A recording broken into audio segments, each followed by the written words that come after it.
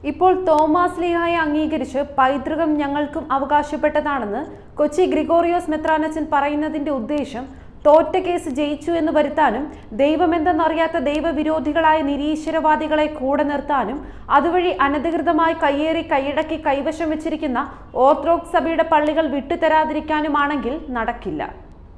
മാർത്തോമാസ് ലീഹ വന്ന് നമ്മെ ക്രിസ്തുവിൽ ജനിപ്പിച്ച ഈ മലങ്കരയിൽ മാർത്തോമായുടെ പിന്തുടർച്ചക്കാരായ നസ്രാണികൾ മാർത്തോമാൻ മക്കൾ പണിത പള്ളികൾ, പ്രത്യേകിച്ച് മാർത്തോമാസ് ലീഹായുടെ നാമത്തിൽ പണിതിട്ടുള്ള മാർത്തോമൻ പള്ളികൾ സഭയ്ക്ക് വിട്ടുകൊടുക്കാതിരിക്കാൻ ഇങ്ങനെയൊക്കെയുള്ള കപടവാദങ്ങൾ ഉപകരിക്കുമെന്ന് കരുതുന്നുണ്ടെങ്കിൽ അത് വെറും ദിവാസ്വപ്നം മാത്രമാണ് മെത്രാനച്ച.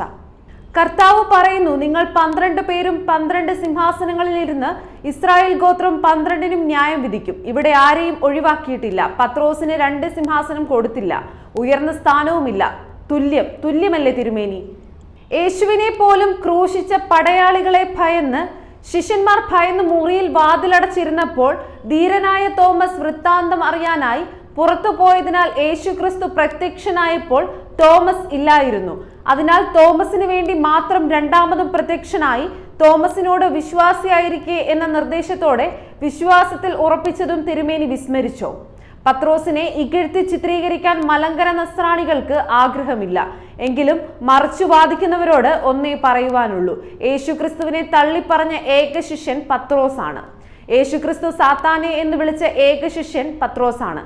റോമിൽ കല്ലറയുണ്ട് എന്നതൊഴിച്ചാൽ പത്രോസ് റോമിലോ അന്ത്യോക്യയിലോ സന്ദർശിച്ചതിനോ സഭ സ്ഥാപിച്ചതിനോ സ്ഥിരീകരിച്ച തെളിവുകൾ ഒന്നും ഇതുവരെയില്ല.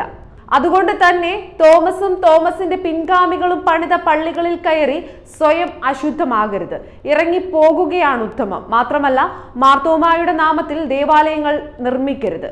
അതുപോലെ ഒന്ന് ചോദിച്ചോട്ടെ, അന്ത്യോക്യ ഉൾപ്പെടെയുള്ള ദേവാലയങ്ങളിലെ ത്രോണോസിൽ തോമസിനെ ഒഴിവാക്കി 11 മെഴുകുതിരി സ്ഥാപിക്കാമോ?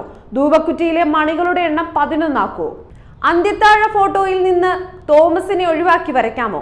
WCC, ഓറിയന്റൽ തുടങ്ങി ഏതെങ്കിലും സഭാസമിതികളിൽ തോമസിനെ ഒഴിവാക്കി 11 ശിഷ്യന്മാർ എന്നൊരു പ്രമേയം പാസ്സാക്കാൻ പറ്റുമോ? ശ്രേഷ്ഠന്റെ പൊട്ട ചരിത്രം പറയുമ്പോൾ തോമാസ് ലീഹ പാട്ടം കൊടുത്തു, പള്ളികൾ പണിതു. എന്നാൽ മലങ്കര സഭയുടെ കാര്യം പറയുമ്പോൾ തോമാസ് ലീഹയ്ക്ക് പട്ടുത്തുമില്ല, കപ്പ്യാര് പോലുമല്ല, സിംഹാസനമില്ല, സഭയില്ല, ഇന്ത്യയിൽ വന്നിട്ടില്ല. എന്തൊരു വിരോധാഭാസം! ജന്മം കൊടുത്ത പിതാക്കൾക്ക് പേരുദോഷം കിട്ടിക്കുന്ന രീതിയല്ലേ ഇതൊക്കെ?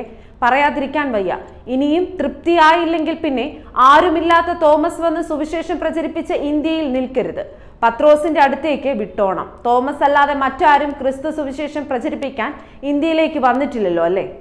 പെട്ടെന്ന് സ്ഥലം കാലിയാക്കിക്കോ എന്നാണ് സോഷ്യൽ മീഡിയയിൽ മുഴങ്ങിക്കേൾക്കുന്ന അശരീരി.